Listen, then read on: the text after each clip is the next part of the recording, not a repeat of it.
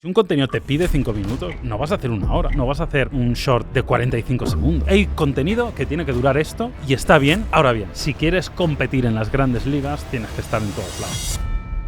Vamos a hablar sobre el futuro de YouTube. Esas cosas que los creadores tienen que tener en cuenta si quieren, ya sea seguir mejorando en 2026 o empezar con buen pie. La muerte del contenido medio. Estamos viendo que se está yendo el contenido un poco a los extremos. Por un lado están los shorts, que sería como el formato muy corto. En el otro extremo, el contenido especialmente largo. Primero empezaron los streamings, luego empezó el fenómeno podcast. Se ha disgregado. O sea, antes todo era el contenido medio y ahora el contenido medio es una parte más de un ecosistema de contenido donde se están potenciando esos extremos. Nosotros cuando empezamos a hacer contenido en 2010, todo el mundo nos veía desde el PC. A día de hoy no te veía nadie. De hecho, hay podcasts que incluso se están poniendo ya en aerolíneas, en cines. Antes había mucha más comunidad. O sea, era algo mucho más cercano. Pasado de social media, de red social, a solamente media. Solamente contenido para consumir. Entiendo que parece un limitante a la hora de escalar, que lo fácil sería decir, no, mira, monta esta automatización, todo lo hace la IA. ¿Qué tienes de especial entonces? Yo creo que es un punto medio. De hecho, yo creo...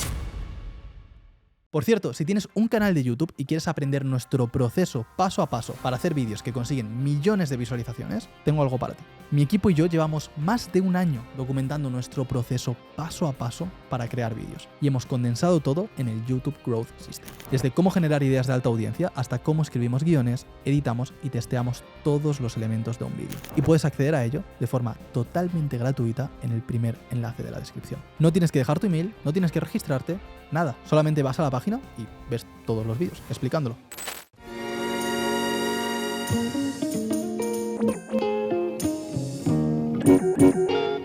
En el programa de hoy vamos a hablar sobre el futuro de YouTube, los cambios estratégicos que está haciendo la plataforma y cómo van a impactar para el próximo año 2026. Si eres un nuevo creador, si ya estás creando, si llevas toda la vida subiendo vídeos a YouTube, quédate porque el vídeo de hoy te interesa y mucho. Eso es. De hecho, hoy, Jaume, vamos a ver esas cosas que los creadores tienen que tener en cuenta si quieren, ya sea seguir mejorando en 2026 o empezar con buen pie. Así es, tenemos mucho por delante, Denzel. La verdad que tenemos una estructura interesante para hablar de todos aquellos cambios que van a afectar a la plataforma y si te parece, arrancamos ya directamente. Cuéntame.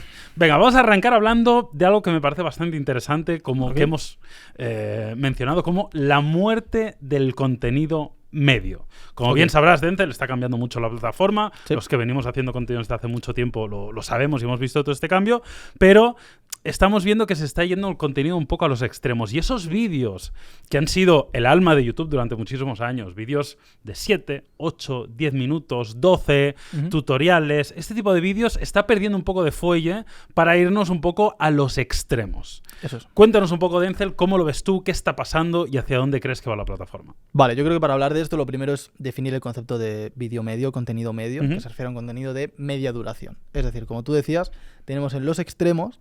Por un lado están los shorts, que sería como el formato muy corto, que allá en 2021, 2022 más o menos empezó a agarrar mucha fuerza con TikTok, con los reels de Instagram, el algoritmo empezó a favorecer esto mucho. Muchos creadores vieron que haciendo un par de cositas bien podían tener muchos resultados y construyeron marcas personales alrededor de esto. Y ahora llevamos un par de años, 3 años, viendo cómo el contenido en el otro extremo, el contenido especialmente largo, está funcionando muy bien. Primero empezaron los streamings, creadores como Ibai, etcétera, que en contenido muy largo, de horas de duración, tenían muy buenos resultados, creaban mucha comunidad. Luego empezó el fenómeno podcast, que a día de hoy es lo que ya ha ido arrastrando a, pues desde creadores que hacen su contenido que harían habitualmente, pero en un formato de 50 minutos, 1 hora, 1 hora y media, hasta creadores que directamente montan un podcast. Y entre medias ha quedado esto que era el vídeo habitual, realmente, con el que empezó YouTube y gran parte del internet, que es este vídeo de 5, 15 minutos, 20 minutos, pues un vídeo normal, como podría ser un tutorial, un blog, algo por el estilo, un vídeo de entretenimiento. Estamos viendo cómo estos vídeos normales, contenido medio, que lo hemos etiquetado, se está quedando más abandonado, tanto a nivel de producción como de visualizaciones. O sea, por un lado, los creadores cada vez lo producen menos, pero es naturalmente porque la audiencia cada vez lo consume menos. Claro. Y la audiencia cada vez tenemos, por un lado, cómo consumen un extremo de este espectro de contenido, el contenido muy largo, esos podcasts, esos streamings, al menos yo, por ejemplo, un contenido que veo mucho son como macrotutoriales, o sea, como masterclasses, casi como un curso de 1 hora y media, 2 horas en YouTube. O 5. Claro, de un tema concreto. Ahora, por ejemplo, estoy montando una cosa de email marketing, de no sé qué movidas, me estoy viendo un vídeo de, creo, 2 horas y media, 3 horas, pum, pum, pum, pum, pum, como si fuera un curso casi. Ese tipo de contenido está funcionando muy bien, de hecho es un formato que a nosotros con clientes también nos está funcionando muy bien. Y en el otro extremo la gente consume mucho este formato, pues al final de Reel, de Short, de TikTok, que además entre sí conectan muy bien porque al final haces un contenido muy largo, con eso, que ahora hablaremos con las herramientas que tenemos hoy en día, con la transcripción de ese material puedes crear un montón de piezas más breves que luego puedes utilizar para, sin invertir más horas en contenido, conseguir más impacto, más visualizaciones y hasta atraer audiencia a este otro formato.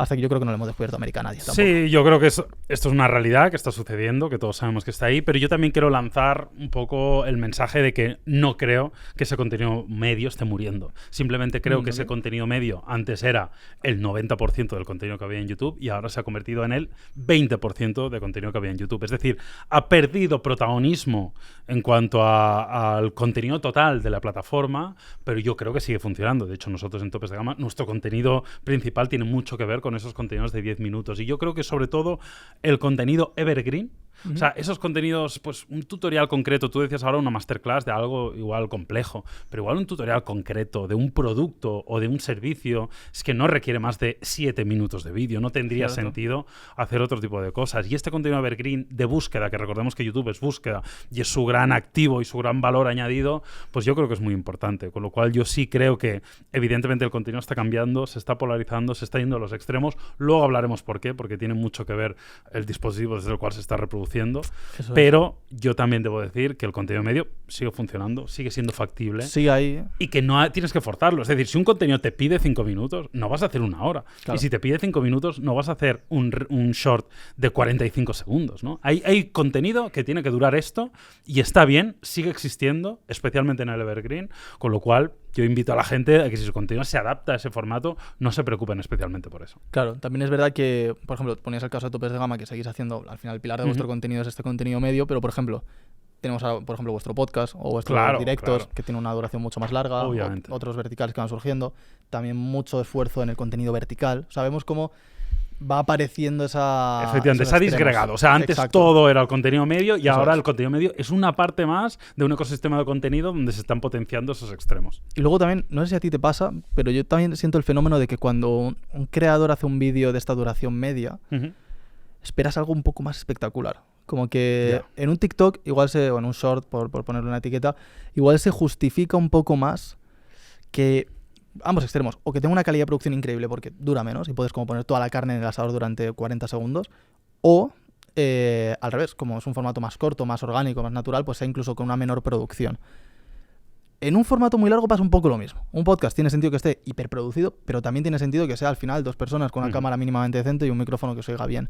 Y como que también se justifique igual que también no tenga tanto dinamismo, sea una conversación más distendida, no tenga tanta, pues quizá tanta edición, tanto trabajo luego de postproducción.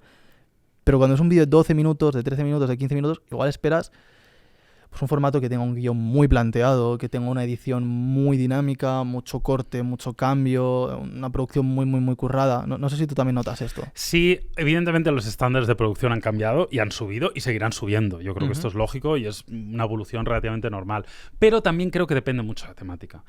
Volvemos un poco a lo de antes. A cosas relacionadas con cosas muy prácticas, muy específicas, muy, muy evergreen. Por ejemplo, cosas relacionadas con motor de... oye, un vídeo de 4 minutos sobre la autonomía del nuevo coche eléctrico, no necesito que haga virguerías. Necesito saber cuántos kilovatios está consumiendo este coche a los 100 kilómetros y necesito una información muy concreta que no necesito igual un super guión, no necesito una superproducción, pero sí necesito que me expliques muy bien lo que necesito saber, ¿no? Y que me lo enseñes en primera persona.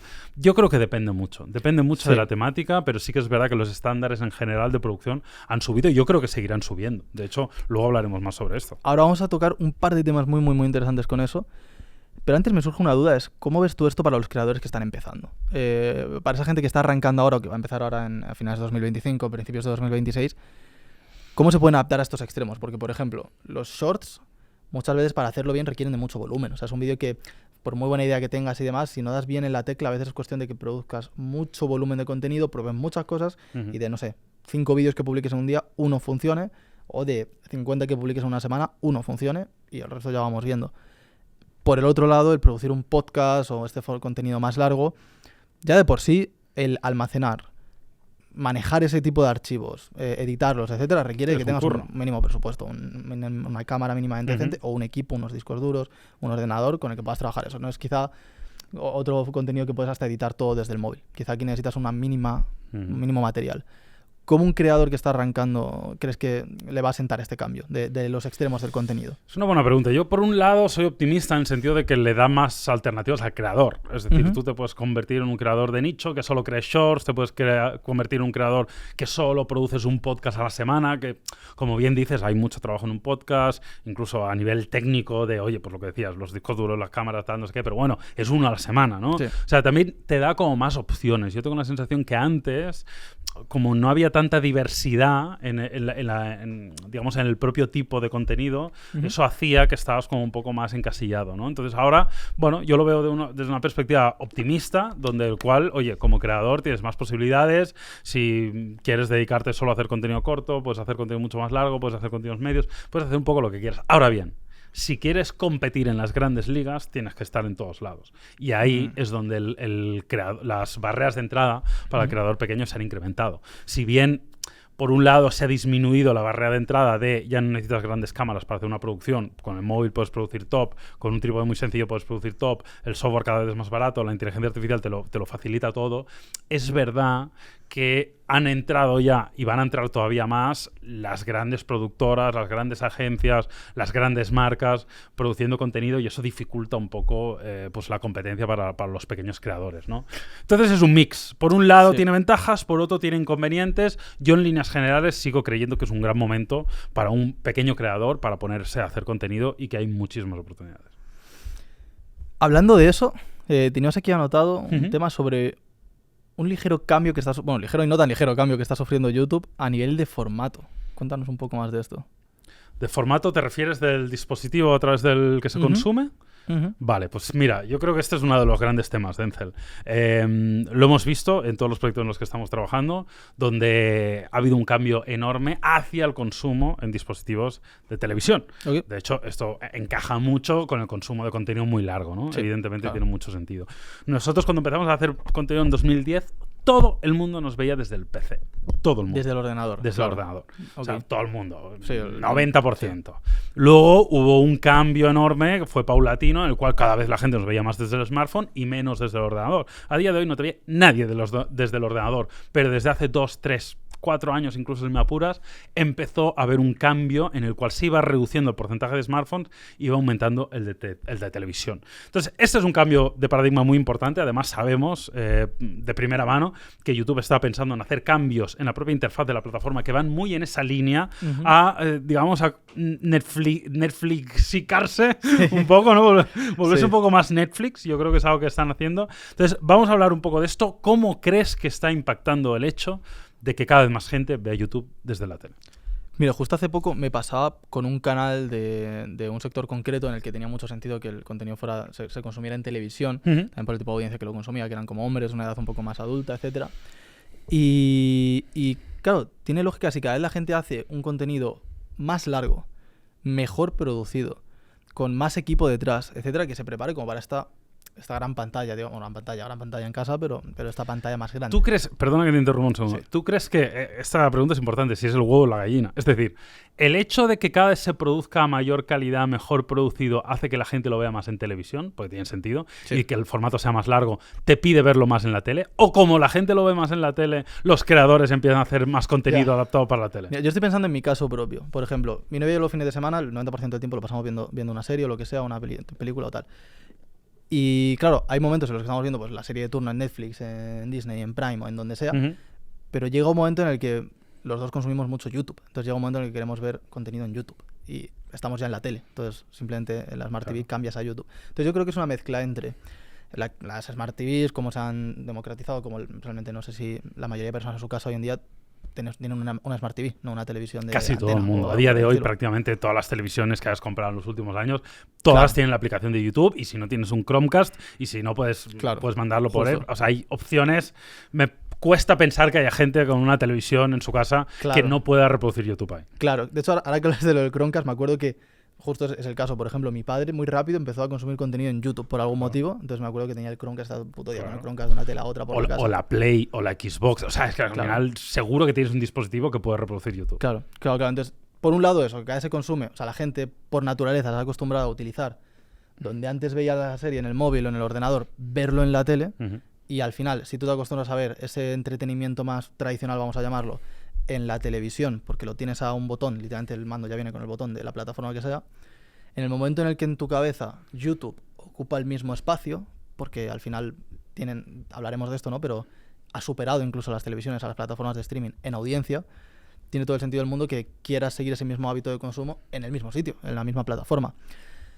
¿Dónde entra aquí? Pues bueno, por un lado yo creo que se junta todo, no sabría decirte qué va antes, pero yo creo que se junta que los creadores toman la misma relevancia que la televisión o que los medios más tradicionales, los creadores toman un presupuesto cada vez más grande que antes estaba destinado a estos medios y las personas toman la costumbre de consumirlo en estas plataformas. Entonces al final se junta todo y da pie a que los creadores tiendan a hacer un contenido mejor producido, pensado en un formato más largo, para esta televisión. De hecho hay podcasts que incluso se están poniendo ya en aerolíneas, en cines, etcétera. O sea, creo que está como cada vez más uniéndose, consumiéndose este contenido que al principio era como más web, para el que fuera muy friki entrar a YouTube a buscar y pum, y ahora cada vez como en los sitios más habituales de consumo. Claro, esto está haciendo varias cosas que yo creo que la audiencia tiene que conocer. La primera es que están aumentando los RPM. ¿Por qué? Los anuncios se están pagando más caros.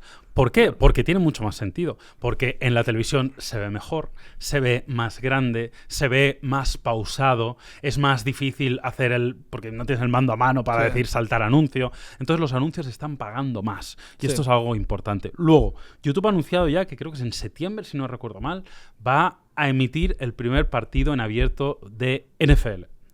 Esto está cambiando un poco el paradigma. Y esto se parece mucho a lo que era tele tradicional, ¿no? Es decir, YouTube como plataforma va a empezar a emitir deportes en directo porque habrá comprado los derechos, etcétera, etcétera. Y luego me gustaría que reflexionaras, Denzel, y que habláramos sobre esto, que me parece muy importante. ¿Cómo afecta el hecho de que un creador de contenido sea visto en la tele? En la tele me refiero dispositivo electrónico, televisión, de cara a su reputación o de cara a los acuerdos que hace con las marcas. Porque yo tengo la sensación que solo el hecho de que me vean en la tele, de que la gente esté viendo este podcast en la tele y no en el móvil, le da más credibilidad y le da más empaque. Cambia mucho ahora que lo dices. O sea, pienso, por ejemplo, en el caso de Ibai. Yo creo que los últimos 3 años las campanadas en mi casa, en la de mis amigos, en la de mi pareja se toma con Ibai. Entonces la gente ya no ve igual las televisiones públicas o las más tradicionales, ver a un creador de contenido. Entonces tener a toda la familia mirando a esa persona, o con la velada hace poco también igual, pues decían mucho esto de tenemos 8 millones de espectadores, sí, pero multiplica por 4 porque lo están viendo varios amigos en una tele. Creo que cambia también es cuestión de cómo lo percibimos mentalmente, el ver a esta gente en esos sitios. Y también las figuras que les acompañan, pienso en el caso de, no sé, de Diario Fasiu, que se emite en cines, en aerolíneas, etcétera, y están entrevistando a figuras que antes iban a programas típicos de televisión, a Jimmy Fallon o equivalentes. CEO de Google, emprendedores de primer nivel. La celebrity que te puedas imaginar, etcétera, etcétera. Creo que entre que juntas esos invitados que asocias con esa reputación, esa como televisión de estrellas inalcanzable, con que salen ahí en la televisión, yo creo que es donde está el cambio. De hecho, yo me acuerdo, esto es como sneak peek, pero como una pequeña anécdota, pero la gente que... O sea, yo antes de cuando trabajaba con creadores de contenido al principio, mi familia no entendía una mierda de lo que hacía, ni les interesaba mucho. Me acuerdo en el momento en el que yo antes de esto también hacía mis pinitos de actor. Y me acuerdo que la primera vez que hice una serie o un anuncio para alguna marca y se metía en televisión, y me llamaba mi abuela de repente de acabas de salir después de Sálvame. Pero llevamos haciendo cosas que ve mucha más gente mucho más tiempo. Pero no lo notaba, no le parecía igual de relevante que salgas 5 segundos en un anuncio de televisión. Entonces creo que también cambia mucho la autoridad que la gente tiene asociada en su cabeza al respecto de eso. Y en ese sentido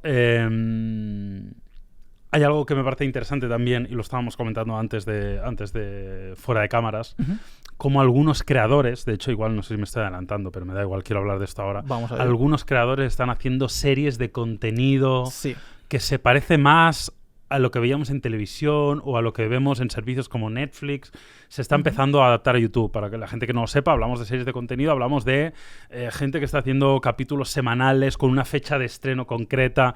De hecho, los propios estrenos de YouTube, la herramienta de estreno de YouTube es un poco eso y favorece un poco eso. Están haciendo teasers, están haciendo trailers, incluso la plataforma, ya lo hablamos antes, pero este nuevo rediseño, que seguramente pondremos alguna imagen por aquí, que se especula que va a tener YouTube, es que se está convirtiendo esto un poco en Netflix. Entonces vamos a tener que producir de una forma diferencial y distinta, yo creo. Ahora vamos a mí esto como creador me levanta miedos y o sea, me da como todos los cambios. Sí, me hace agridulce. O sea, por un lado me hace ilusión para algunos proyectos que veo que los podemos adaptar muy rápido a esto y que sé que van a encajar muy bien en este nuevo formato, pero hay otros proyectos que me preocupa cómo van a sobrevivir a este cambio, incluso si van a poder sobrevivir. Pero bueno, ahora entramos en eso. Tenemos aquí el ejemplo de un creador que mencionaban Colin and Samir en un episodio en el que hablaban de este tema, que se llama, seguro que pronuncio fatal el nombre, Tejas Hulur. Seguro que no he dado ni una, pero bueno. Es un chico que tiene aquí, por ejemplo, una serie de contenidos sobre cómo ser más atractivo científicamente y pues lo planteaba así, ¿no? Él contaba, creo que eran 6 meses de producción preparando la serie y luego la va publicando semanalmente, como de hecho con un formato que hace como bastante el guiño a Netflix en las miniaturas, en cómo ha cambiado hasta el banner y todo el branding de su canal alrededor del estreno de esta serie, y cómo, bueno, pues toda la estética que tienen los vídeos, la producción que tienen, una vez a la semana, como tú decías, publica un episodio semanal, con su teaser previo, Pero estaba pensando en que esto va más allá. O sea, tenemos creadores que están haciendo esas series. Pues Nilo Ojeda con el 21 días. Ibai cuando hizo el Camino a Santiago. Sí, pero igual les está acabando de faltar un poco de packaging, puede ser, ¿no? O sea, les falta quizá una producción más televisiva. Sí, pero... o enfocarlo más hacia pues lo que comentábamos, cambiar el banner completamente, tener una periodicidad muy clara, hacer unos teasers concretos, ¿no? O sea, les faltaba la última vuelta de tuerca que hemos visto con este creador y que ya me ha parecido que es 100%... Sí. He visto algunos creadores en los que no he profundizado tanto, pero que también han hecho como este guiño a Netflix en sus portadas, en su forma de trabajar, de producir el contenido y demás. Pero es que se está acercando mucho a eso. O tenemos, por ejemplo, me viene a la cabeza casos como Dotford, que es un creador que habla como un poco, bueno, de cine, audiovisuales, etcétera. Y también sigue un formato muy similar, una estética parecida. Sus vídeos igual publica uno al mes, pero es un pedazo de documental, muy producido, con su promoción previa, posterior, etcétera. Lo veo que va tirando más hacia allá. A mí la pregunta que me da esto y el miedo que me da es...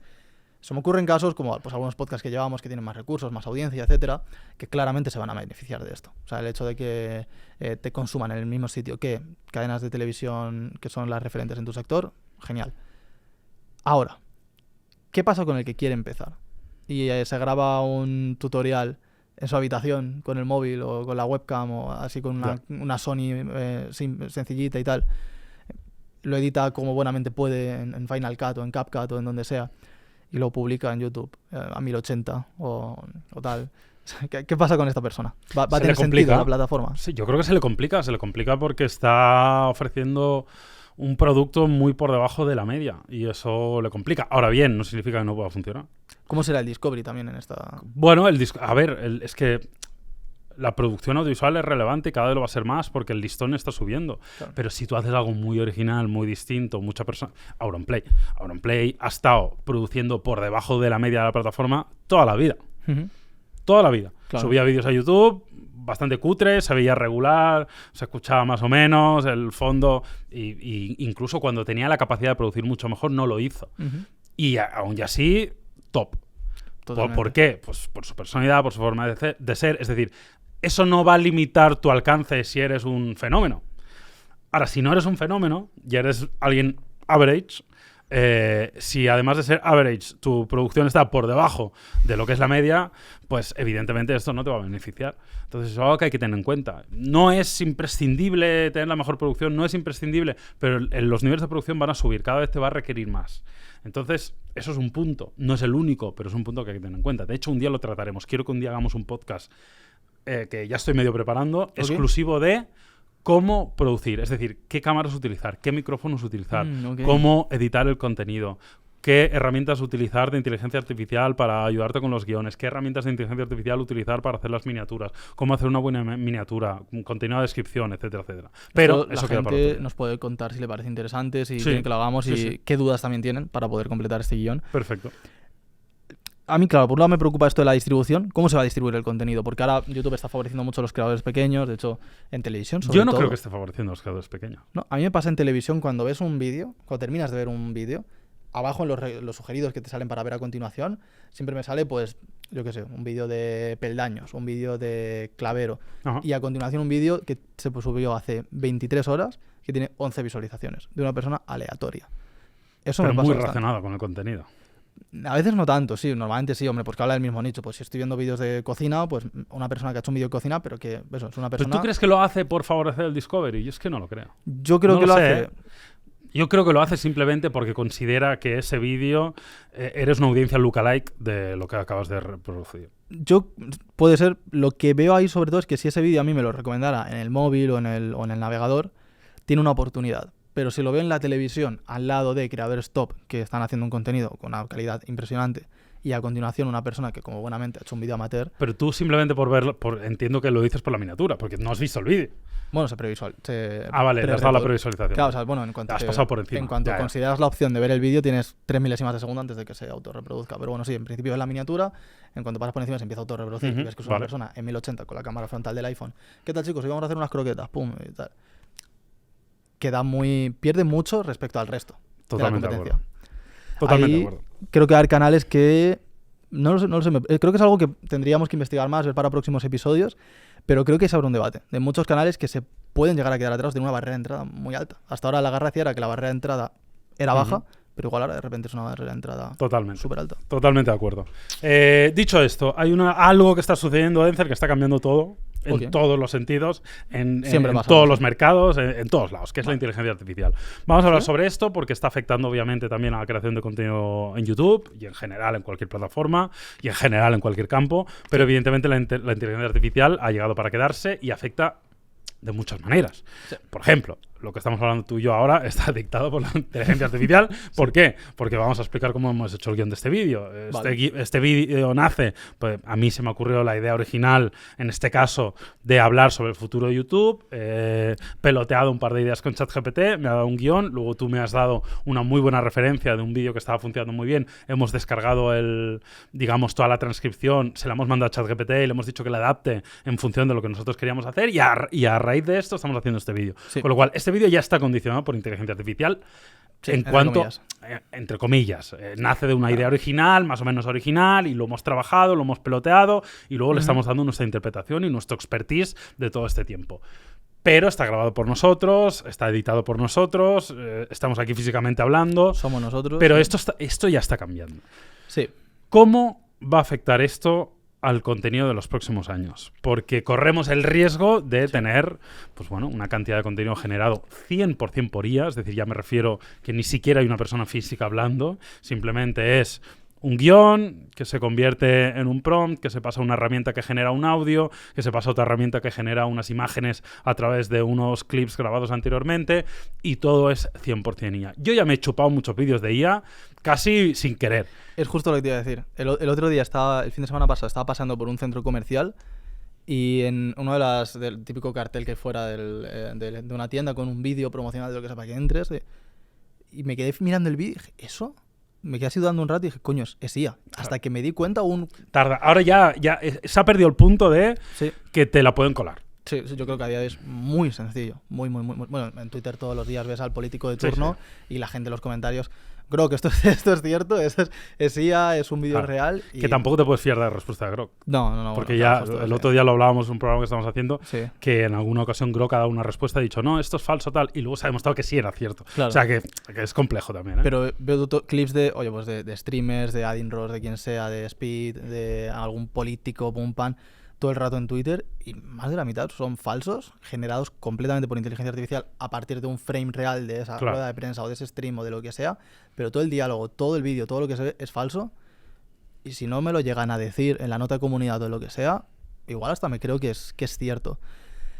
Yo aquí justo, de hecho hace poco lo estaba debatiendo con el equipo en WA Creators, ¿dónde caemos nosotros en esto? Porque claro, les decía, si nosotros tenemos una idea inspirada de lo que le ha funcionado a otro creador, porque creemos que eso va a funcionar muy bien, porque va a funcionar muy bien a otro. Hacemos el proceso con las mismas herramientas de IA que el resto de personas y lo publicamos en la misma plataforma que el resto de personas, ¿qué tienen de especial nuestros vídeos? O sea, ¿por qué alguien va a ver nuestro vídeo y no el de otra persona? Sí, pero aquí hay una ¿Cuándo cosa ganamos? interesante, porque tú dices, utilizamos las mismas herramientas de IA, pero utilizar la misma herramienta no tiene por qué devolverte el mismo output. Eso, claro. Porque claro. el input puede ser muy distinto. El input puede estar muy condicionado por cosas que tú has hecho anteriormente, por guiones que tú le has facilitado anteriormente, por el prompt exacto que le pidas, por variaciones que pidas después. Entonces, entiendo por dónde vas, pero también hay que decir que es como decir, todo el mundo edita en Premiere. Bueno, no todo el mundo edita en Premiere, pero Sí, bueno, pero bueno, todo el la mundo mayoría. edita entre Premiere, Final Cut, DaVinci y tal, y no Sí. por eso todo el mundo edita igual. Ya. Todo el mundo graba con Sony o con Blackmagic y tal, y no por eso todo el mundo graba igual. Todo el mundo tiene un iPhone y no todo el mundo hace las mismas fotos. Ahí tienes mucha razón. Creo que el problema es que todas estas herramientas, todos estos, por ejemplo, softwares o cámaras o tal que hemos mencionado ahora, ellos no hacen el trabajo por ti. Ellos realmente, más allá de darte como la tecnología para hacerlo, bueno, realmente es lo que hace una IA, pero ellos no generan cosas nuevas por ti. Tú generas a través de ellos cosas. O sea, Premiere no pone ahí un texto si tú no lo pones, por ejemplo. Bueno, ahora ya igual sí, pero... No, ahora ya empieza a hacerlo, pero sí. De hecho, creo que ahora sí lo hace, pero hasta hace poco no lo hacía.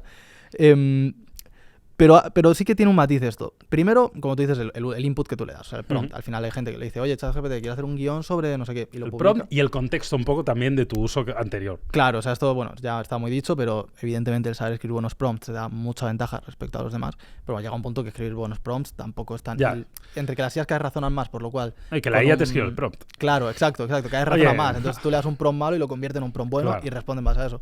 Más allá de eso, el contexto, que es lo que tú decías. Por ejemplo, nosotros hemos hecho este vídeo con IA, sí, pero no sé con qué has hecho tú la investigación, entiendo que con ChatGPT, que es mucho mejor para investigar, con las últimas actualizaciones con sobre GPT-5. todo, etcétera, con los modelos de investigación en profundidad, tal, o incluso lo podríamos haber hecho con Perplexity. Yo, por ejemplo, cuando preparo las entrevistas de los invitados de aquí offline, mucho del trabajo lo hago con Perplexity, y al equipo igual les explico, oye, cuando tengamos que investigar, pues utilizamos, me acuerdo, con Tony, muchos de los datos que sacamos que hasta a él le sorprendieron, lo hicimos con Perplexity, Claro, buscando en Perplexity para eso es profundidad, buenísimo. y súper útil.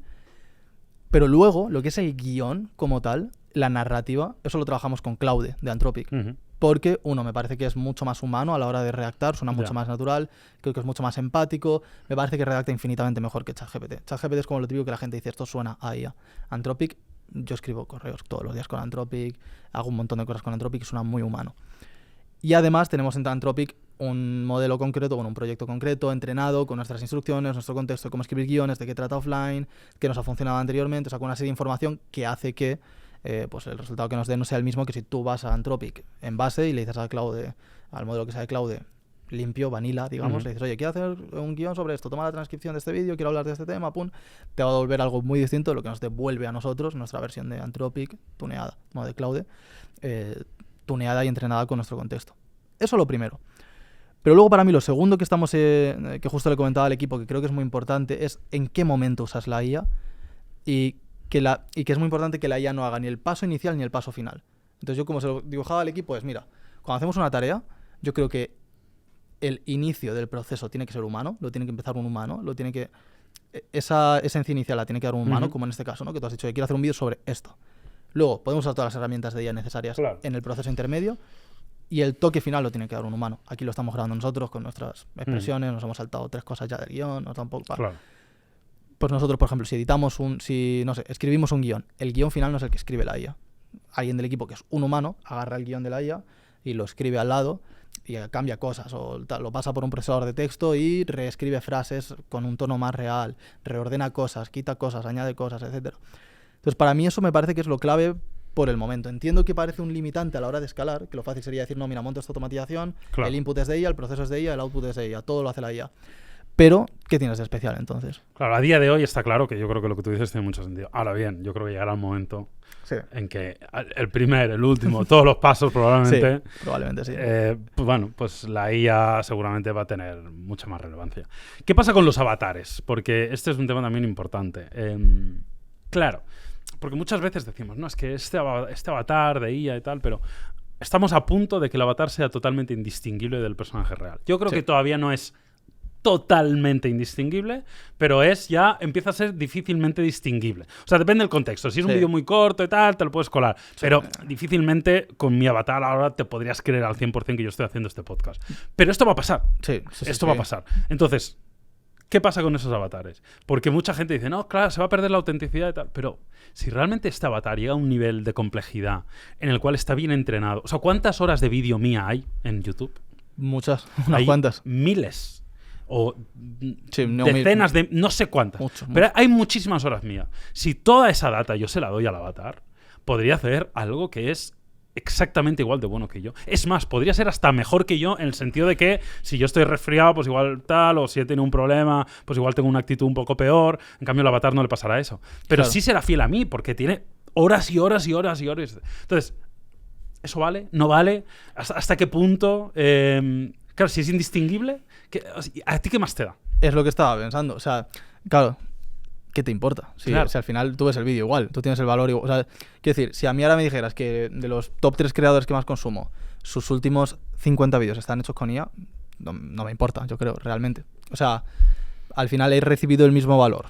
He escuchado igualmente el vídeo era de buena calidad y tal. O sea, yo tampoco estoy con él cuando lo graba, me da igual cómo lo haya grabado, a qué temperatura lo haya grabado, de qué humor estuviera, no me importa. O sea, al final me llega un MP4 que han grabado con una cámara, acondicionando un set, unas luces, un guión, el tío probablemente esté leyendo un prompter. O sea, no es tan distinto a un avatar, más allá de que hay un trozo de carne real sudando delante de la Pero cámara. también es verdad que hay gente, por ejemplo, que valora mucho más un producto que está hecho a mano en lugar de uno que está fabricado en una fábrica, a pesar de que el output sea el mismo. Es decir, tú coges dos productos Ya, exactamente iguales, sí. pero yo te cuento la narrativa de que esto está hecho a mano en Italia por un señor que lleva 40 años haciéndolo, Ya. y tú no has visto al señor. Ya. El resultado es exactamente el mismo y la gente le da valor a esto. Ahí es donde yo creo que el branding va a cobrar más relevancia que nunca. Eso estoy de acuerdo. Según lo decías, está pensando en el caso de Apple. Para mí, un Mac o un iPhone, tú probablemente no estés de acuerdo con esto, pero para mí un Mac o un iPhone me parecen infinitamente mejores que cualquier otro dispositivo, otro portátil o otro móvil o lo que sea. Y lo prefiero. Y tengo esa sensación hasta de artesanía. O sea, cuando abro un Mac nuevo, tengo esa sensación de... Bueno, artesanía. Claro, ya no tanto... No sé yo, pero Ya, sí, bueno. entiendo por dónde vas. Evidentemente, Steve Jobs no lo tenemos. Hay un y Johnny Ive concepto tampoco. experiencial en el producto, en eso estoy de acuerdo. Yo lo abro y yo pienso en la biografía de Walter Isaacson, de arriba abajo. Y Realmente es pienso un en- chino con un cigarro que Claro, ha hecho tu iPhone, ¿sabes? claro, O sea, exacto. Pero, Y pienso- pero tú estás emocionado viendo a Steve Jobs. Pienso en las entrevistas de Johnny Ive diciendo por qué esta esquina es así de curva y pum y pan. Y para mí tiene ese valor artesanal. Pues no lo ha hecho ni un chino, porque lo ha hecho una máquina, una cadena de montaje automática de robots haciendo pum, pum, pum, pum, pum. No sé cómo se hace, pero bueno, sea como sea. Está claro que no lo han hecho ni Steve, evidentemente, ni Johnny Ive. Pero yo me llevo eso, es el branding, realmente. Entonces, si tú te ves un vídeo de, no sé, alguien que le guste mucho, no sé, creador de turno, y ve un vídeo de él, ¿qué más da que el vídeo no lo haya hecho él si tiene sus valores, su forma de hablar, su tono, su cara? O sea, para mí es un poco lo mismo. Mira, te voy a poner otro ejemplo, que creo que es ejemplificante de esto. Hace poco se hizo muy viral, seguramente lo viste, salió mucho por TikTok y tal, sobre todo cuando el tema de los aranceles de Donald Trump. Ah. Muchas fábricas de China... exacto. Claro, empezaron a decir, no, mira, este bolso Sí. que lo fabrico es exactamente el mismo que te vende Dior o que te Sí. vende Balenciaga o quien sea, y te lo vendo a un cuarto del precio. Sí. Entonces, el producto es el mismo. Vamos a suponer que es verdad lo que dicen, que tampoco que no estoy convencido que sea verdad. Vale. Porque luego salió mucha gente diciendo, no, es mentira, hay una fábrica en Italia, que no sé qué. No lo sé, lo desconozco, pero me da igual. Pero vamos a suponer que es verdad. Y que ese bolso, que no es Dior, pero es exactamente el mismo producto, tiene la misma tela, tiene las mismas costuras, está igualmente rematado, sale de la misma fábrica, ¿te hace sentir igual comprar uno o comprar el otro? Claro, es el branding, es la experiencia. Yo creo que no. No te hace sentir igual. Yo creo que no. Claro, no te hace necesariamente sentir igual, pero el producto realmente es el mismo. El producto es el mismo. Es como te llegue. Pero si tú no te sientes igual al vestir ese producto, no es el mismo producto. Exacto, claro. ¿Me entiendes claro, lo que te quiero decir? Exactamente. O sea, hay una parte que no es tangible, que no se puede medir, que no es objetiva, que es lo que tú sientes cuando haces algo. Cuando, oye, pues por ejemplo, comprar esta marca porque he anhelado siempre esta marca y eso me hace sentir bien. Y esa sensación de sentirme bien es una parte del producto, que Claro. no se ve, que no se toca, pero que está ahí. Entonces, ¿puede pasar esto con los avatares? Pues no. Totalmente. Yo, mira, de hecho creo que coincidiría con algo que se usa mucho al desarrollar productos o servicios, etcétera, que es como las escalas de precio, ¿no? O sea, si algo es un vídeo en YouTube público para millones de personas, es gratis. Si algo puede ser la misma información, pero entregada en otro entorno, a 1000 personas, solamente a un grupo reducido de 1000 personas, pues ya tendrá un precio, no sé, un precio de ticket bajo probablemente. Vale. Si ya es entregado a también cientos de personas, pero en persona, físicamente, ya es mucho más caro todavía. Si es la misma información, pero entregada one-on-one en un Zoom, ya es mucho más caro, es una consultoría individual. Esto tiene un valor enorme, ¿no? Y ya si es one-on-one en persona, ya tiene normalmente suele costar eso miles de euros, que alguien durante un tiempo one-on-one dedique te transmita la misma información que te puede transmitir en un vídeo de YouTube a millones de personas. Pero es el contexto, la información suele ser muchas veces similar, o sea, tampoco cambia mucho. Es un poco lo mismo, es la experiencia en cómo lo recibes, cambia el valor. Yo creo que eso aplica también al contenido. Sin embargo, ¿cómo aplica el contenido? Para mí, creo que por un lado nos iguala a todas las oportunidades. Tengo muchos casos de creadores que, por ejemplo, les ayudamos a grabar un Heigen en buena calidad y pues, continúan produciendo con eso de forma... como ellos quieran. Claro, digamos medio ilimitada, etcétera. Y eso les permite crear una calidad que si no, no hubieran podido. De hecho, me ha ayudado a más de un creador pequeño que no se podría permitir a menudo grabar en un estudio o contratar pum, pam, pam, pero que le hemos dado consejos para que él en su casa se haga un buen Heigen o que contrate un día a un filmmaker que le grabe un Heigen en condiciones y que con eso ya tire. A la que se va a liar ahora alquilando un día un Lamborghini, haciéndote el Heigen en el Lamborghini y en el jet privado y ya tienes contenido de por vida de Barpees a las 5 de la mañana. Claro. Ahora, ¿crees que esto se tendría que avisar al espectador? Igual que poner hashtag public, para que la gente sepa que es public. Tendríamos que... Hay algunas plataformas que ya ponen, oye, creado por IA. ¿Tú crees que tendríamos que tener la responsabilidad de indicarlo? Yo creo que ahora sí, okay, pero que a medio o largo plazo eso va a desaparecer. Es como si yo tuviera que ir por la calle con un cartel de, oye, operada mi nariz, ¿vale? Para claro. que sepas. O imagínate que tú vendes una camiseta y tengas que poner un cartel que ponga hecho en una fábrica. Claro. Como todo, ¿sabes? O sea, al final yo entiendo que ahora, en un momento de cambio susceptible, donde hay personas más mayores que igual pueden confundir cosas, me parece bien que haya una etiqueta de generado por IA y que por obligación se haga, que luego tenemos que definir qué es generado por IA. Okay. Bueno, este episodio es generado por IA. Bueno, participado en el guión. Sí, claro. Le puedo dar créditos. Bueno, ¿sabes a lo que te quede? ¿Qué es generado por IA? Solo si utilizas Heigen es generado por IA, pero si se ha editado con IA, ¿es IA o no es IA? Si hay correcciones, pues por ejemplo, típico se hizo también muy famoso, ¿no? De que los influencers, si hacían retoques estéticos, tenían que anunciarlo. ¿Qué es retoque estético? Todas las fotos pasan por Photoshop a día de hoy. Claro. Haces un ajuste, el balance de blancos, los tonos de la piel. El propio móvil hace una edición con IA según tomas la foto, o sea, no puedes evitarlo. Claro, el propio procesado del iPhone. Claro. Entonces, es que estamos ya en una fina línea compleja, pero a mí me parece bien que ahora haya esto de generado por IA. De hecho, a mí me pasa, yo publiqué hace poco un carrusel, estuve en un evento con Porsche, un evento chulísimo, y me hicieron unas fotos, que además no las hizo yo, me las hizo un fotógrafo, y el fotógrafo las editó y me las mandó. Siempre pasa en estos eventos, ¿no? Hay una persona responsable de foto y de vídeo, entonces me mandó las fotos y yo evidentemente las podía publicar. Entonces yo las subí a Instagram, cogí las que más me gustaron, subí un carrusel y cuando lo subí vi que en mi foto ponía generado por IA. Y dije, no, que ese soy yo. Claro, te garantizo que estuve ahí.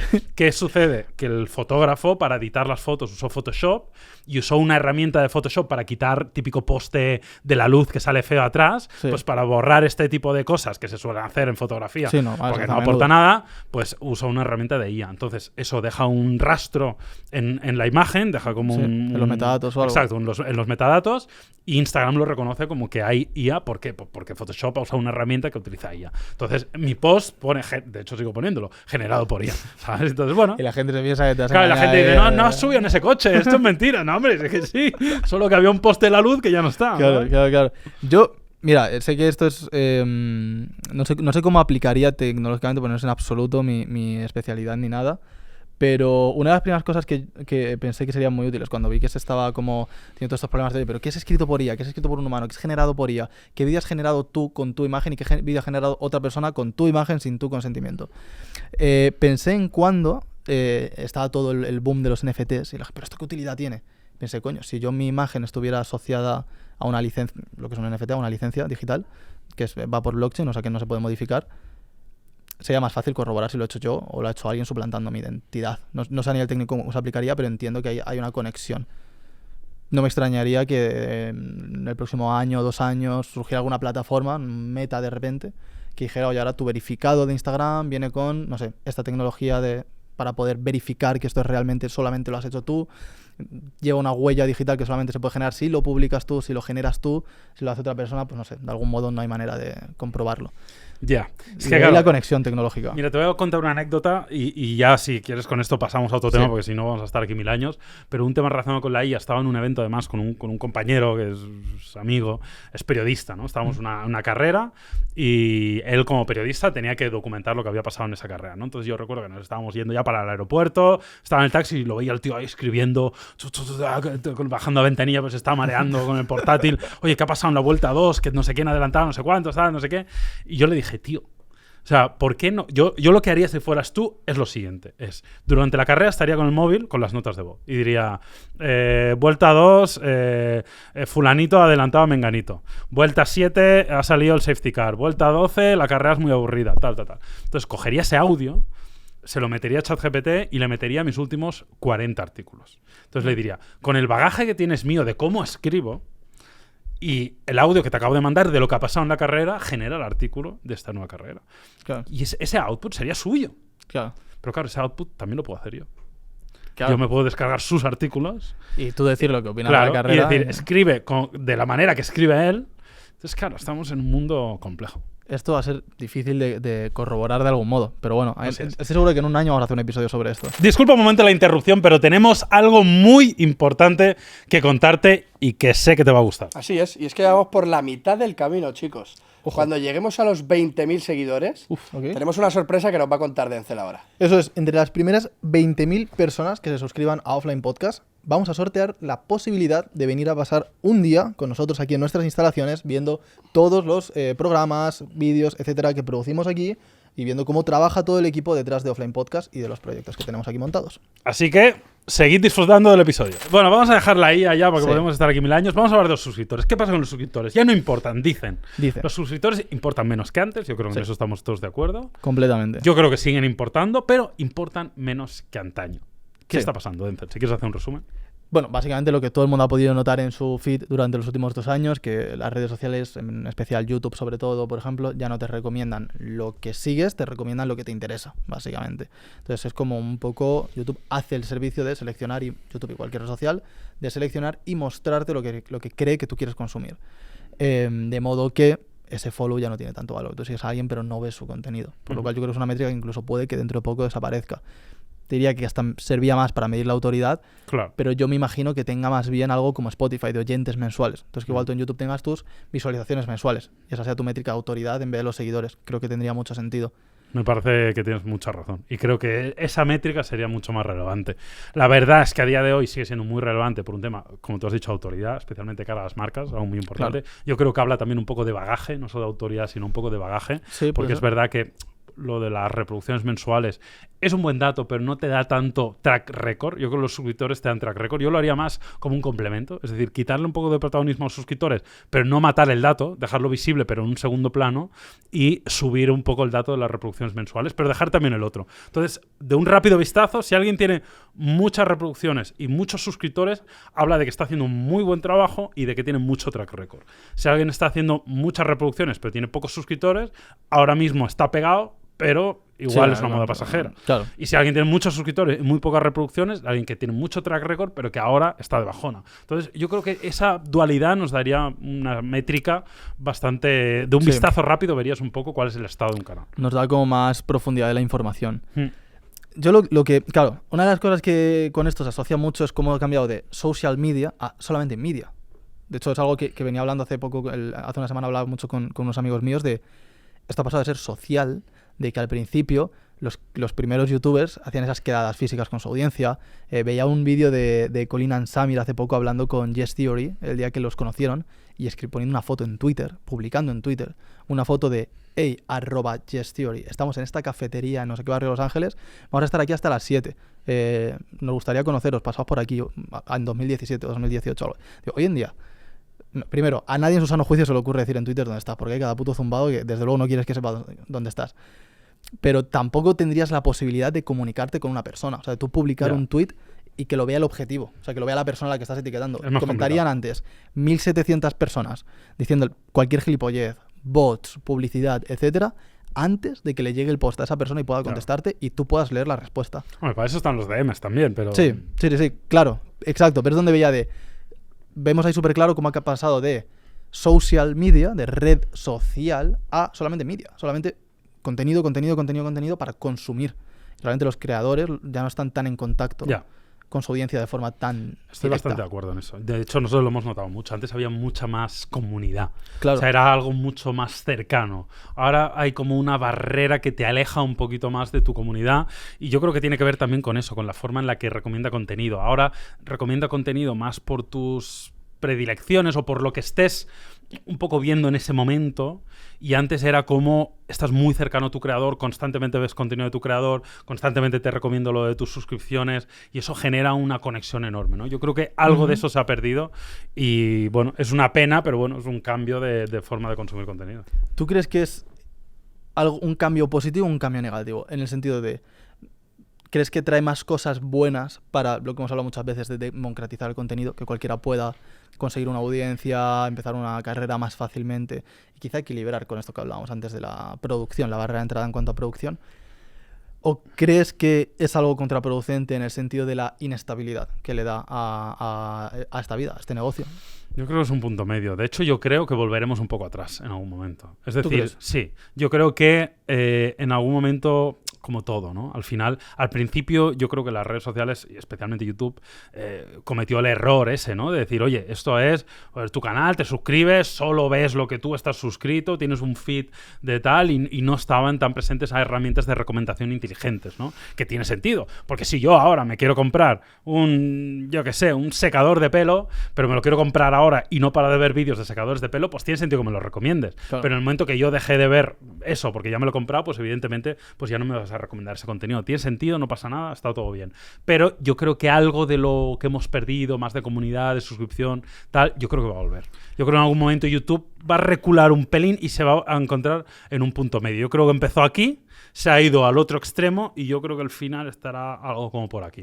Sí. Entonces yo creo que habrá un pequeño cambio hacia volver un poquito más a la parte más de comunidad, de suscripción y pero no al punto que estábamos al inicio, claro. Claro, es verdad que, por ejemplo, están resurgiendo surgiendo con mucho éxito proyectos como School, el CEO de Patreon, creo que ha hablado de esto ya varias veces, de cómo esas comunidades... ¿Pero por qué? Porque llenan ese hueco que ha dejado YouTube. Claro. O sea, por ejemplo, Dani Carrero, que estuvo aquí hace un tiempo, ha lanzado una comunidad de School hace unos meses y estoy dentro y además hay un muy buen ambiente. Millonario, la gente ¿ya? como que...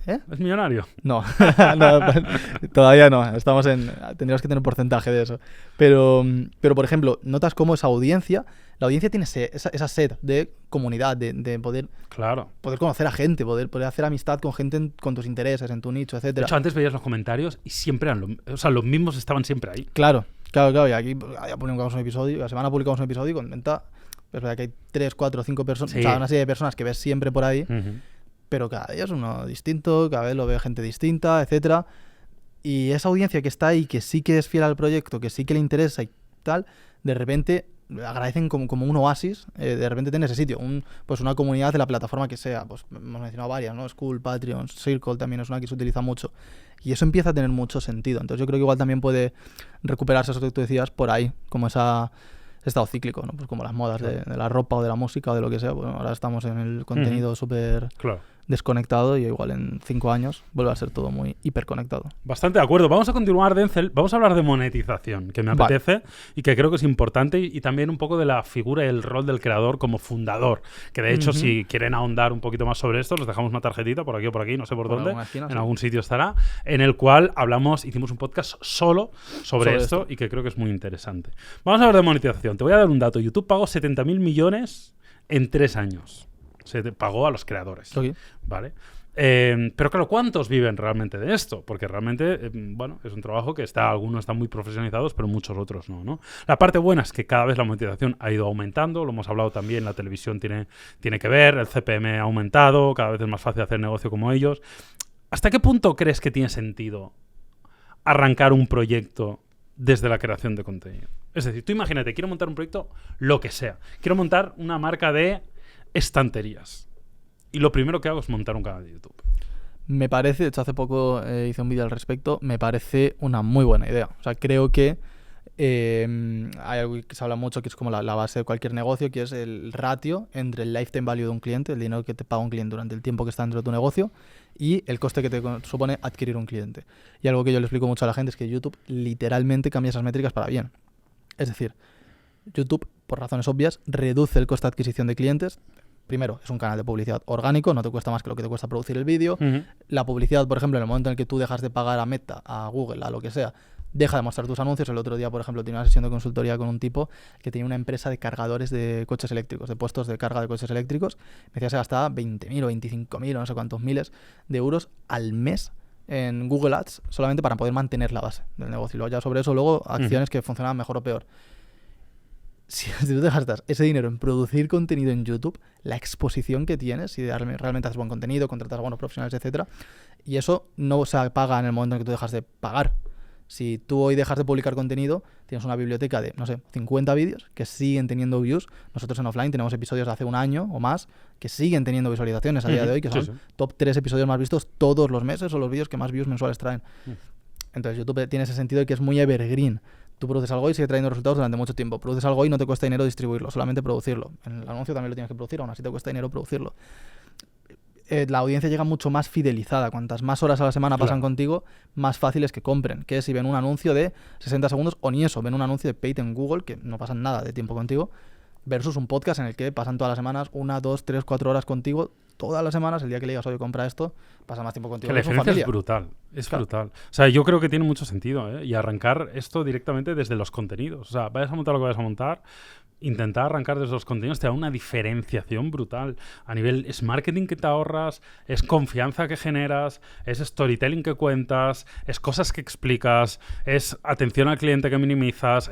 Hay tantos beneficios que es que yo creo que vamos a empezar a ver, bueno, ya lo estamos viendo, creadores que montan sus marcas, pero vamos a empezar a ver muchas marcas que empiezan desde la creación de contenido. Es decir, yo quiero montar un producto, un servicio, lo primero que hago es crear contenido, crear una comunidad y luego lanzo el producto o servicio. Eso me allana mucho el camino, me facilita mucho y me ahorra mucho dinero en marketing y en un montón de campos. Hace poco, es que no lo quiero mencionar porque lo mencionamos en todos los episodios, pero hace poco Alex Hormoz hizo un lanzamiento que sí, de hecho sí, rompió todos los récords de ventas de libros de no ficción en la historia, superando creo que era al príncipe del Reino Unido, a Barack Obama. Nunca nadie había vendido tantos libros en el día de lanzamiento en la historia. Y creo que hizo más de... el dato es que hizo más de $100 millones en un día, vendiendo libros. No me cabe en la cabeza cómo Shopify te hace una transferencia de 100, Stripe o lo que sea, $100 millones en un día.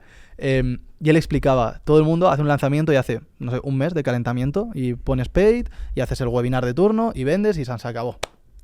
Él llevaba 5 años creando contenido de forma completamente gratuita, publicando 500 y pico piezas de contenido gratis todas las semanas. La gente que somos fans suyos consumimos su contenido, pues eso, o sea, horas y horas y horas y horas a la semana. Pasamos más tiempo escuchándole a él que pues, a nuestra familia o a nuestros amigos o a muchas personas. O sea, el día que él lanza un libro y te dice, oye, tengo este libro, este pack de no sé cuántos mil euros y te doy esto otro y pum y pan, evidentemente la gente rompe la cartera para comprar esas cosas. Y tiene esos resultados. Totalmente de acuerdo. Es que es tan diferenciador. Yo creo que mucha gente no lo ha vivido y por eso no lo sabe, pero tienes una ventaja competitiva brutal y creo que es muy, muy importante. Dicho esto, no me quiero enrollar muchísimo más porque ya hicimos un podcast específico sobre ello y invito a la gente a que lo vea porque creo que vale la pena. Vamos a hablar un poco de nichos y de temáticas de contenido porque yo creo que hay una tendencia clara, ¿no? De que cada vez tengamos más contenido de nicho. Yo creo que tenemos un sesgo que tendemos a infravalorar el número de personas en el mundo que les gusta una temática en concreto. Es decir, tú puedes decir, no, es que yo voy a montar un canal sobre teléfonos pequeños con sistema operativo Android y cámara no sé qué. Y puede parecer que hay poca gente, pero luego si echas números, ¿no? Claro. Pues de los no sé cuántas personas en el mundo, 8.000 millones, no sé cuántos vamos ya, pues evidentemente es muchísima gente. ¿Cómo ves a día de hoy eso? Yo soy bastante fan de los nichos. Totalmente. A pesar de que tengamos un canal bastante genérico como es Topes de Gama, pero también porque nacimos hace 15 años. Claro. A día de hoy, de hecho, este podcast es relativamente nicho. Podría ser más nicho. Más aún, sí. Hombre, podría. Sí. Pero somos un podcast nicho. Somos un podcast sobre Creators Economy. y creación de contenido y redes sociales. Eso es algo bastante anichado. No somos un podcast de negocios, no somos un podcast ni siquiera de marketing, que ya sería un poco nicho. Somos más nicho que eso, y yo creo mucho en ello. Yo, fíjate, veo, justo hace poco me escribía un creador diciendo, oye, quiero felicitaros porque llevo semanas consumiendo el contenido de offline. No había visto algo así en mi vida y me parece increíble que tengáis un podcast hablando de estos temas tan específicos. Increíble. Por la gente de estos temas tan concretos, de los problemas que tenemos nosotros, Eso es el nicho, al final, que tú puedes hacer un vídeo y a día de hoy, pues, ese sería un plus de esto que hablábamos antes, ¿no? De que el social media ya no es social, solo es media. Entonces tú haces un vídeo, si hablas de un interés muy concreto, una persona muy concreta, el algoritmo encuentra el modo de llevárselo a esa persona. Y además el valor de eso, ¿no? Lo que hemos dicho muchas veces. Nosotros aquí en offline tenemos, no sé, 5.000 views por episodio, o 10.000 views en algún episodio, cosas así. Sin embargo, resulta rentable. Porque al final esa audiencia tiene un valor. Son unas personas cuando, siempre lo digo, cuando hemos ido enterándonos de los nombres y apellidos de algunos de los espectadores de offline, decimos, hostia, pues igual me esfuerzo un poquito más en el siguiente episodio si lo va a ver esta persona en concreto. Entonces creo que no tienes que infravalorar o sea, al final en un nicho 500 personas juntas son muchas personas. Eso es muy estereotípico decirlo, pero es real. Bueno, nosotros hemos dado formaciones en esta sala que estamos ahora, donde habían 25 personas. Además eran personas, cargos directivos de empresas relevantes. Y 25 personas, ¡ojo! Sí, impone, claro, lo que parece. Y luego tienes 5.000 reproducciones y te parece poco. Claro, bueno. exacto. Hace poco hicimos también un evento con 500 personas en un teatro y flipas. Te plantas ahí y dices, hostia, ¿y esto ahora cómo gestionamos esto? O sea, es mucha gente, ocupa mucho espacio. Entonces, realmente no entiendes la gente que hay detrás del contenido, el valor que tiene que a una gente tú le estés resolviendo un problema muy, muy, muy específico con esto de nicho. Y luego aparte que el nicho no es tan nicho. Siempre pongo el caso de si tú haces un vídeo de cocina japonesa vegana, suena como algo muy específico. Eso no le interesa solo a gente que sea japonesa, de padres y abuelos japoneses, no, claro, y vegana, y que le interese la cocina. Sushi come todo el mundo. Claro, eso le interesa a cualquier persona que le guste la comida japonesa, a cualquier persona que le guste la comida en general, cualquier persona vegana, cualquier persona que le guste un poco el mundo de la cocina, el mundo del gimnasio, el mundo de fitness, etcétera. O sea, el mundo de la cultura asiática en general. Hay un montón de personas que, a lo que lo sumas, son millones y no billones de personas que les interesa un canal de cocina vegana japonesa. Entonces, ni el nicho es tan nicho en el fondo. ¿Sabes qué es lo más nicho del mundo? No. Tu personalidad. No la tuya, o sea, sí, qué bonito. La tuya también, pero no me refiero a la tuya en concreto. O sea, no hay nada más nicho que ser tú. Ya, que ser tu propio nicho. Claro, de hecho, algo que ha funcionado muy bien históricamente en YouTube son los canales, yo que sé, Plex. La gente lo ve porque es Plex. Da igual que esté haciendo la vuelta al mundo o que esté, evidentemente, pues te gustará más un tipo de contenido u otro, ¿no? Pero lo que lo anicha es su personalidad. Es verdad que eso no se puede traducir tanto a evergreen y a búsqueda, pero sí se traduce en engagement y en conexión con la comunidad. Entonces, yo invito mucho a la gente a personificar marcas. Incluso si eres una empresa, intentar humanizar esa marca con caras, con personas, con personalidades, creo que es muy positivo. A ver, eso tiene un pro y un contra. O sea, al corto plazo es un pro maravilloso porque tienes este branding muy potente, la gente conecta mucho más con una persona con cara y con ojos que con un logo. Pero es verdad que también tienes el riesgo de una persona clave en el negocio. Claro, que se vaya, que se pierda, que pasa se muera. Cualquier cosa mañana. Exacto, o sea, no es tan raro. Claro. Y no, pues te quedas sin marca, te quedas sin marketing, claro. No hay clientes. Total, pero bueno, también te digo una cosa, o sea, puedes ir rotando los perfiles, o sea, puedes añadir gente nueva, una conectará más con un tipo de audiencia, otro con otra, pero bueno, también es un proceso natural. Podcast en YouTube. Vale, ¿qué pasa? ¿Está saturado? Qué buena pregunta. Yo creo que no. Yo estoy seguro que no. Claro, yo creo que... Yo estoy seguro que no. Mira, te voy a poner un ejemplo muy claro. Porque somos el único podcast en español sobre Creators Economy. Punto. Al menos bueno. No conozco a otro, vaya. Bueno, igual hay alguno por ahí, pero yo no conozco otro. Claro. Y si yo no lo conozco, es o que no existe, o que es muy pequeña, o que por algún motivo no lo ve nadie porque me habría salido recomendado en algún sitio. O sea, si a alguien se lo tendrían que recomendar es a nosotros, que nos tiramos todo el día viendo vídeos sobre esto. O sea, por muy, muy, muy pequeño que sea, nos tendrías que haber aparecido en algún lado. Y si estás ahí y estás viendo esto, pues manifiéstate. Entonces, que seamos el único podcast en habla hispana, que es uno de los idiomas más hablados del mundo, sobre algo que, como digo, es un poco nicho, pero hay centenares de miles de personas que tienen que estar interesadas en esto, si no millones, pues me parece que habla mucho de que esto está empezando. Totalmente. A ver, también justo pensaba en eso, en que hasta el nicho no es tan nicho. Entonces yo creo que muchas veces nos abruma el, oye, no sé si queda mercado, no sé si queda espacio, no sé si somos muchos y tal. Pero realmente es que hay tanta gente en el mundo. Hay como tantas madrigueras que puedes abrir. Es decir, cuando pensabas que ya no quedaban más podcasts o más audiencia o más lo que sea, de repente te das cuenta de todo un abanico de mercado que está sin explotar, que en el que puedes entrar y tú también crecer ahí. Entonces, creo que al final es un formato más. O sea, no creo que haya un límite de podcast que la gente tolera, que la gente puede soportar, ¿no? Cuando la gente ya se queja de que cualquiera tiene un podcast. Bueno, cualquiera tiene internet, electricidad y un correo electrónico. Eso es lo que tiene cualquiera. Y que no cualquiera tiene un podcast. Claro. Bueno, Sí, eso sí. O sea, entiendo el mensaje, pero no es verdad. Claro, sí, exacto. Primero hay que tener la consistencia, que ya de por sí es una bastante buena selección natural, pero luego además hay que tener los medios, hay que tener el equipo, etcétera, el conocimiento, la capacidad de hablar tantas horas seguidas sin sonar gilipollas, Claro. que a veces es difícil.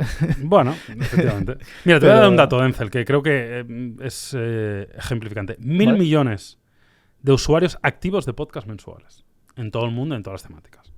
Pero, evidentemente, y hay una comunidad muy grande receptiva a escuchar podcasts. Claro. Es lo que digo, es un formato más. O sea, a nadie le parece que haya, oye, es que hay demasiados gameplays. Es que ya es un poco pesaditos haciendo gameplays, ¿no? Es un formato más. O sea, es un nicho con un tema y un formato, pues tiene sentido hacerlo. Importante, YouTube ya es más grande que Spotify y Apple Podcast combinados. Bueno, ya es, o sea, es más grande. Es más grande. Es claramente más grande. Y esto es importante porque nos habla de, para mí, el gran problema que tiene Spotify y Apple Podcast, que son grandísimas plataformas para el podcasting. De hecho, algunas en vídeo, es decir, en Spotify tú puedes ver los episodios en vídeo también, pero el problema es el discovery. Cuesta mucho descubrir nuevos podcasts en Spotify o en Apple Podcasts si no haces tú un esfuerzo voluntario, proactivo, y no son de los grandes que salen en las listas de más escuchados. En cambio, en YouTube sí tienes esa opción, gracias al buscador. Y eso me parece diferencial. Por eso yo, todo el mundo que tiene un podcast, si no lo tienes en YouTube, no sé qué estás haciendo. Claro, es que ahí creo que entra el tema del formato. O sea, en YouTube, al final, a ti se te recomienda contenido de un tema al que a ti te interese. Ya sea ese contenido, un podcast, un blog, un tutorial, un lo que sea. Si es de un tema que te interesa e interactúas bien con ellos, se te va a mostrar ese contenido. Yo no sé si la gente entra con esa intención a Spotify o Apple Podcast. O sea, bueno, yo, por ejemplo, creo que no abro directamente la aplicación de Apple Podcast. La utilizo desde el coche solo, o bueno, en el gimnasio igual. Y voy a tiro hecho, o sea, quiero escuchar este podcast que se publica los lunes y los jueves, o los miércoles, o los domingos, o cuando sea. Quiero escuchar que saca un nuevo episodio, y sea lo que sea, lo quiero escuchar. Yo no me pongo a investigar, oye, top podcast de economía. A ver cuál quiero escuchar. ¿Quién me lo está haciendo bien esta semana? A ver si le doy una oportunidad. Creo que no he hecho eso en mi vida. Claro. Entonces, en YouTube, sin embargo, entras con esa mentalidad dentro de la home, a ver qué me ofrece esto, y te llega cosas, pum, decides consumir, no consumirlo, verlo, no verlo. Entonces creo que también es una naturaleza de cómo la gente utiliza esa plataforma. No sé si incluso tendría sentido que Spotify o Apple Podcast buscaran formas de cambiar el entorno, de asociarse con alguna plataforma como YouTube, tener una integración directa para que los podcasts se publiquen en YouTube, o a través de YouTube se publiquen a través de RSS a las plataformas de podcasting, y entonces que puedas hacer el Discover desde YouTube. Bueno, no tendría sentido porque a YouTube no le valdría la pena, ¿no? Pero que podrías hacer el Discover desde YouTube pero luego consumir en otro sitio. Evidentemente esto es algo que para YouTube no tendría sentido, no creo que pase, pero creo que tendrían que estudiar algo así. ¿Cómo traemos el Discover de otras plataformas al nuestro? Hablemos un poco del futuro inmediato, de lo que nos espera en los próximos años, y quiero retomar algo que hemos hablado al principio. Hemos hablado del cambio de diseño de la plataforma. Sí. Eso ya se ha anunciado, lo comentamos anteriormente, hay algunas imágenes que se especula, no sé si es algo confirmado 100% por YouTube, pero está claro que va a ir un poco por ahí, ¿no? Ya hemos visto últimamente cómo han habido cambios de diseño importantes, han habido cambios también en algunas herramientas que da la plataforma para los creadores de contenido y demás. ¿Qué nos espera para los próximos años? Porque volvemos a lo de antes, se está convirtiendo más en una interfaz más de el canal es lo relevante, con una interfaz de un diseño concreto, muy favoreciendo secciones específicas, contenido periódico, etcétera, etcétera. Este es el camino, porque no estoy seguro que esto vaya a favorecer al contenido evergreen, que creo que es uno de los elementos fundamentales de una plataforma como YouTube. Entonces, a mí me gusta desde la perspectiva de que le da como empaque y credibilidad al contenido, porque se ve como más profesional y se acerca a las grandes producciones como Netflix, donde tú, si ves algo en Netflix, ya sabes que va a estar bien producido, sabes que no va a haber algo grabado con el móvil cutre. Pero, por otro lado, me preocupa un poco que se pierda un poco la parte de búsqueda, de recomendación, más del evergreen. Es que el buscador lo es todo para YouTube. Entonces, Entonces, no sé yo.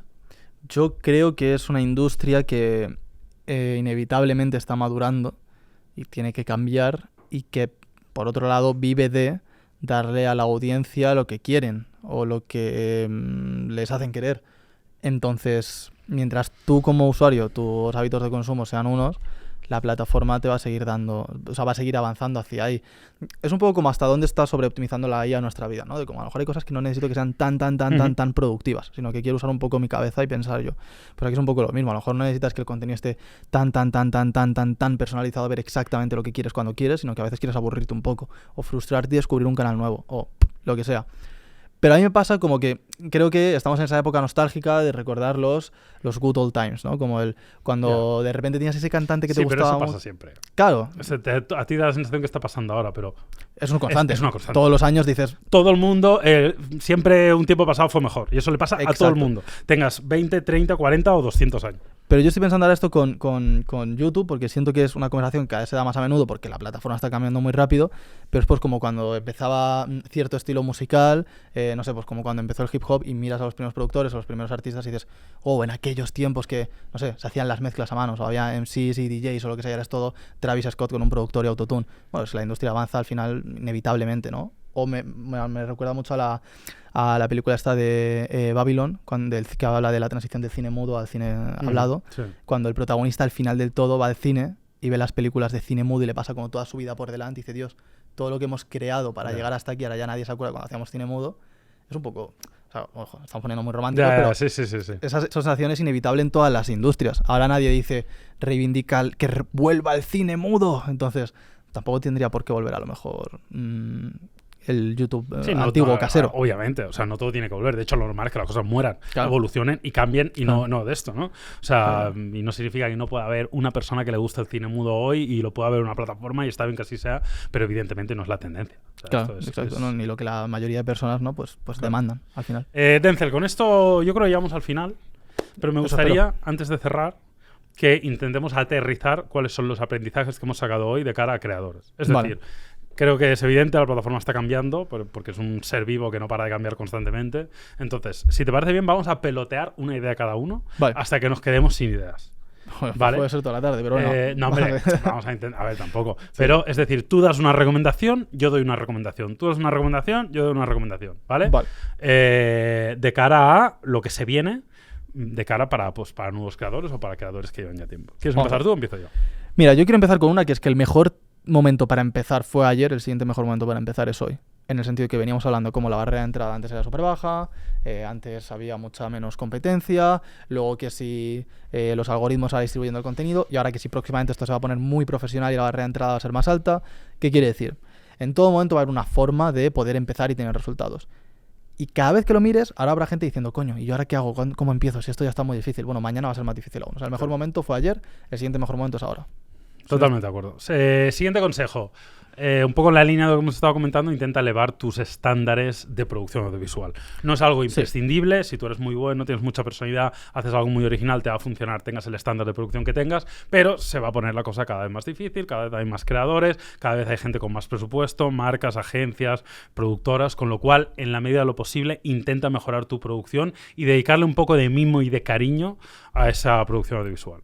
Totalmente. De la mano con eso diría, hay partes del espectro del juego que se están volviendo más difíciles de acceder a ellas, otras partes que se están volviendo mucho más asequibles, como la IA, como pues, ciertas partes aún del algoritmo de recomendación, etcétera. Entonces diría, aprovéchate de esos huecos libres que hay todavía para poder sacarle más rendimiento a esto, poder producir más contenido, por ejemplo, con la IA o lo que sea, pero asegúrate de diferenciarte de algún modo. Porque en un momento en el que hasta las mayores empresas de producción del mundo van a estar viniendo a YouTube, está claro que si tratas de hacer lo mismo que todo el mundo, siempre va a haber alguien que lo haga mejor. Entonces, quién es mejor, quién es peor es algo subjetivo. Quién es diferente es algo objetivo. Por lo cual, céntrate en qué puedes hacer para hacer buen contenido, aprovecharte de las oportunidades que hay, pero hacerlo de forma diferente, porque todo el mundo se está aprovechando de las mismas oportunidades. Buen consejo. Yo le diría a nuestra audiencia que trabajen mucho y más de cara a futuro el post-publicación. Es algo que antaño se hacía menos, pero cada vez creo que es más relevante. Es decir, es muy importante preparar bien los contenidos, es muy importante grabarlos bien, producirlos bien, pero una vez ya están publicados, es importante seguir trabajando en ellos. Y más con estos cambios que promete la plataforma. Seguir trabajando en miniaturas diferentes, probar a hacer cambios de miniatura, testeo A/B de miniatura, cambiar el título, cambiar el packaging y aprender mucho sobre ello. Yo creo que es algo que todavía se va a potenciar más, ya es importante a día de hoy, pero creo que dentro de unos años va a ser todavía más importante, con lo cual yo creo que es un foco importante que deberían tener los creadores. Justo, o sea, la distribución de todo el vídeo. O sea, una vez que has gastado todos tus recursos en producir un vídeo, ¿por qué no hablarle de ello a tu newsletter, a tu audiencia de TikTok, a tu audiencia de Instagram? Subir hasta tener una comunidad de WhatsApp y decirlo por ahí. O sea, ¿por qué no hacer todo el ruido posible con ello? Yo diría para cerrar... No me acuerdo qué iba a decir, la verdad. Mira, te mando yo otra, para que vayas pensando mientras. El tratar de reaprovechar lo máximo posible el contenido. Lo que decíamos ahora va un poco en esa línea, pero el tratar de hacer el máximo número, con un límite, pero el máximo número de piezas del mismo contenido visual.